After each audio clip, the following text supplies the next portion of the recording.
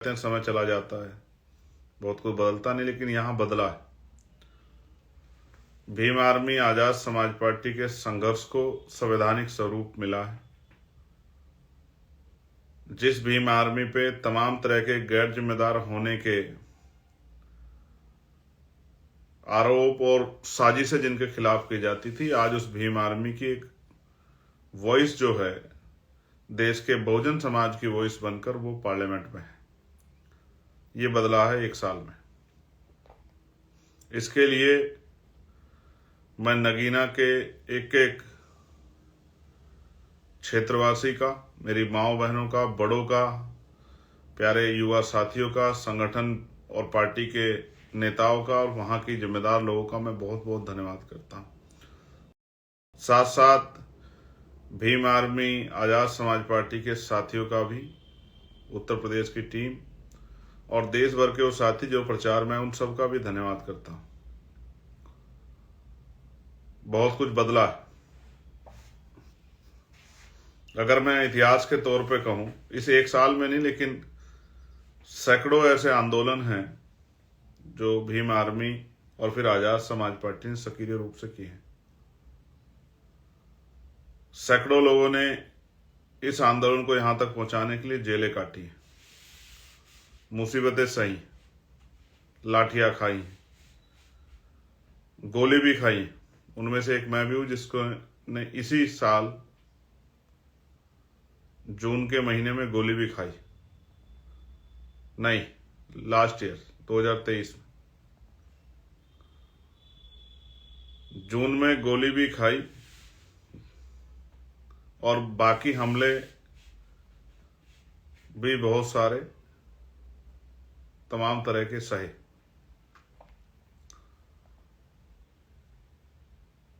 आज साल का आखिरी दिन था। मेरे द्वारा, आप चोटी के नेता हो या नीचे के कार्यकर्ता, सामान्य कार्यकर्ता, अगर मेरी वजह से किसी को ठेस पहुंची हो तो मैं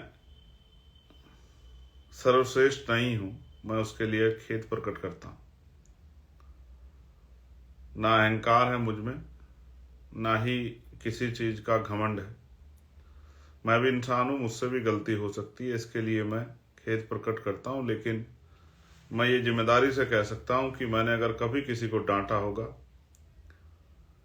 या किसी पर कार्रवाई की होगी तो संगठन में अनुशासन बनाने के लिए, और अनुशासनहीनता करने पर संगठन की छवि को जिस तरह से आप लोगों ने सजाया उसी तरह से बना के रखने के लिए शायद मैंने की होगी। मैं गौरवान्वित भी महसूस करता हूं क्योंकि इसी साल में पार्लियामेंट के 3 सेशन हुए और बहुत सारे मुद्दों पर मैंने पार्लियामेंट में अपनी बात रखकर लोगों की समस्याओं का हल कराने का प्रयास किया और बहुत सारी समस्याओं का हल भी निकला है। बहुत सारी ऐसी समस्याएं, जैसे पुलिस की समस्या हम लोगों ने उठाई थी, होमगार्ड की, मुझे उम्मीद है बहुत जल्द उन पर भी काम होगा। कुछ चीजें मैं आपको ओपनली नहीं बता सकता, कुछ चीजें पाइपलाइन में, चाहे उत्तराखंड के स्कॉलरशिप का मामला हो 2023-24 की, चाहे हमारे लोको पायलट साथियों की ड्यूटी का मामला हो, चाहे आशा, आंगनवाड़ी, भोजन माता, ग्राम सेवक, ग्राम चौकीदार, पीआरडी के जवान, इनका मामला हो, या schedule caste, schedule tribe, backward, मुस्लिम, सिख, जैन, बौद्ध, ईसाई, माइनॉरिटी पे हुआ जुल्म हो या महिलाओं पे कहीं भी हुआ अत्याचार। मैं जब पीछे की तरफ देखता हूं तो दिखाई देता है कि ये कामयाबी एक दिन की कामयाबी नहीं है। इसके लिए बहुत साथियों ने कीमत चुकाई है और अभी लड़ाई शुरू हुई है। ये बहुत सारे अंधेरे में एक छोटा सा चिराग हमारे साथियों ने जलाया, जहां आरएसएस और भारतीय जनता पार्टी की सरकार जो संवैधानिक संस्थाओं को खत्म कर रही है, जो संविधान के में दिए मूल अधिकारों को जो है नष्ट कर रही है, जो देश को कमजोर कर रही है, उस सरकार के अंधेरे के सामने एक चिराग हमने कमजोर वर्गों की आवाज बना के जलाया। लेकिन अभी ऐसे बहुत सारे चिराग जलाने पड़ेंगे। इसलिए मेरे कंधों पर जिम्मेदारी है कि इस लोकसभा में जितना भी समय है वो ऐतिहासिक होना चाहिए। मैं इस बार भी बहुत सारे मुद्दों पे, चाहे बीपीएड के बच्चों का मामला हो, चाहे बीटेक के बच्चों का मामला हो, चाहे बीटीसी के बच्चों का मामला हो, चाहे हमारे अन्य जो हैं किसानों के मामले हो, सब मामलों पे चर्चा करना चाहता था, उठाना चाहता था, लेकिन सेशन इस बार नहीं चला। लेकिन दो पीड़ाएं जो मेरे मन में हैं, पहली ये कि इस देश के में जो एजुकेशन सिस्टम में जो रिफॉर्म हम लोग चाहते हैं, समान एजुकेशन पॉलिसी, जिसको मैं अपनी सभाओं में भी कहता हूं, मीडिया में भी कहता हूं, पार्लियामेंट में मैंने कहा,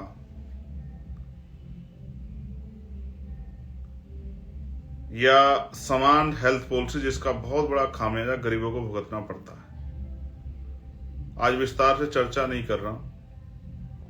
ये दो बड़े विषय मेरे मन में जिनमें बहुत बड़े बदलाव की जरूरत है।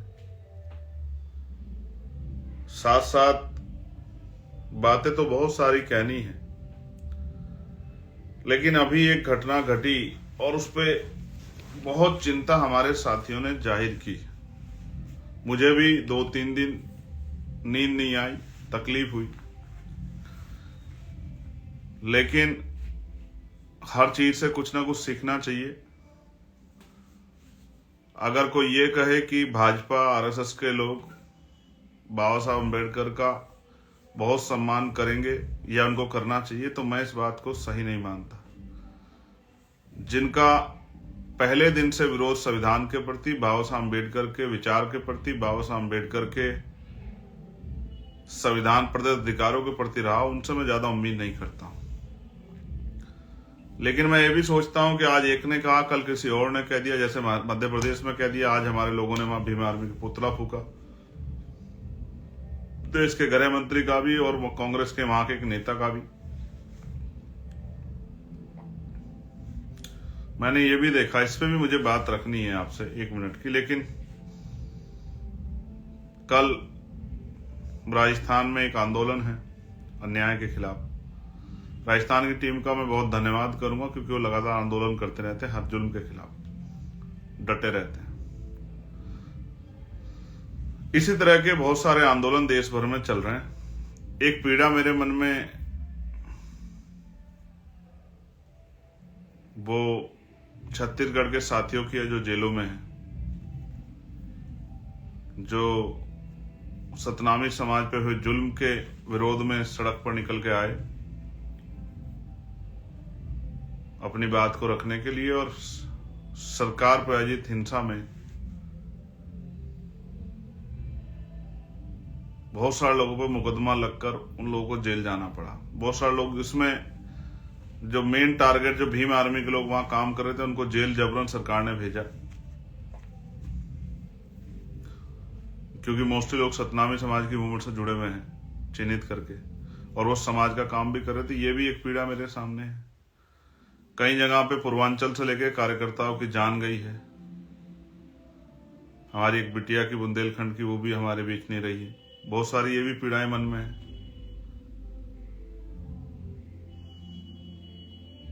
तमाम परेशानियां हैं मन में, लेकिन सॉल्यूशन क्या है परमानेंट? एज ए लीडर जब मैं सोचता हूं, मैं देखता हूं हमने दिल्ली में आंदोलन किए, बहुत सारे वो किए, फिर सोचता हूं कि एक दिन के आंदोलन के बाद क्या समस्या खत्म हुई? कभी कभी ऐसा लगता है सरकार हमारा टेम्परामेंट चेक कर रही हो। जैसे एक मैसेज आता था कि अगर ये मैसेज आपने इतने लोगों को फॉरवर्ड नहीं किया तो आपके साथ ये अनिष्ट हो जाएगा, आपके साथ ये तकलीफ हो जाएगी, तो इसको जल्दी जल्दी फॉरवर्ड कीजिए। कभी कभी लगता है कि अभी भी हम भावनात्मक राजनीति के आसपास ही हैं, और सामाजिक रूप से भी हम लोग कैडर के बाद भी तैयार नहीं हो पाए। हमारी भावनाएं भी तथाकथित धार्मिक लोगों की तरह बड़ी छुई मुई के पेड़ जैसी हो गई है। हम महापुरुषों को के मिशन को चलाने वाले हैं, उनको आगे बढ़ाने वाले हैं। कभी कबीर साहब की वाणियों को पढ़िए, किस तरह की कठोर आलोचना उन्होंने की। सदगुरु रविदास जी की, सदगुरु कबीर सदगुरु रविदास जी की उसको पढ़िए। गुरु नानक देव जी की वाणियों को पढ़िए, देख कितनी कठोर आलोचना की। मैं ये सोचता हूं कि हल क्या है, तो हल तो बाबा साहब बता के गए, अब उसी हल पे काम कर रहे हैं। Political power is the master की। राजनीतिक सत्ता वो चाबी है जो आपकी सारी परेशानियों का हल कर देगी। जिस कुर्सी पे बैठ के गृह मंत्री ने हमारे महापुरुषों का अपमान अहंकार में किया, या जिस तरह से वो संविधान की धज्जियां उड़ा रहे हैं, मैं आपको विश्वास दिलाता हूं और संकल्प करता हूं नए साल के आखिरी दिन कि अगले 2 साल हम लोग इतनी मेहनत करेंगे, इतनी मेहनत करेंगे,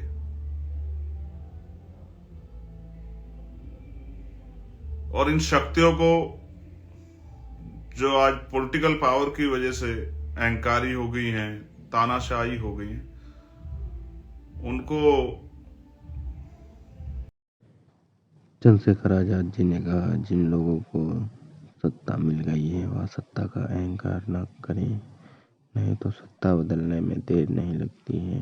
बहुत जल्द हम लोग भी सत्ता में बैठे होंगे, फिर लोग कहेंगे कि अब सत्ता का दुरुपयोग हो रहा है। आज की सरकार जो सत्ता का दुरुपयोग कर रही है उसका क्या करना। सत्ता का दुरुपयोग सरकार ना करे, ये लोकतंत्र है। राजा राजाओं का रजवाड़ा नहीं जो वंशानुगत चलता रहेगा। जब सत्ता बदलेगी तो पर भी कार्रवाई हो सकती है। बातों को ध्यान में रखते हुए सत्ता का उपयोग करें, दुरुपयोग ना करें। जय भीम, जय भारत, जय मंडल, जय कांसी राम। वीडियो अच्छी लगे तो लाइक करें, चैनल को सब्सक्राइब करें और कमेंट जरूर करें। आपके एक सब्सक्राइब, एक कमेंट और एक लाइक से हमें मोटिवेशन मिलता है। जय भीम।